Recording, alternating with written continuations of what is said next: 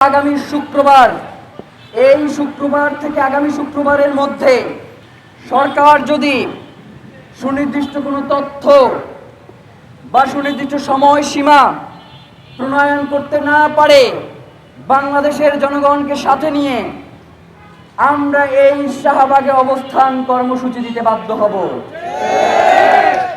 এই অবস্থান কর্মসূচি কোথায় গিয়ে শেষ হবে আমরা জানি না।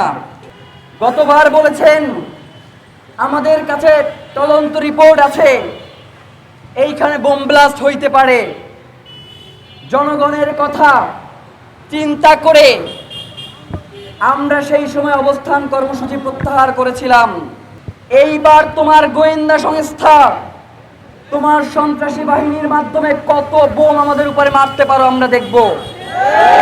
এরপরেও আমরা অবস্থান কর্মসূচি থেকে ফিরে যাব না যদি এক সপ্তাহের মধ্যে আমাদেরকে সুনির্দিষ্ট সময়সীমা জানানো না হয়।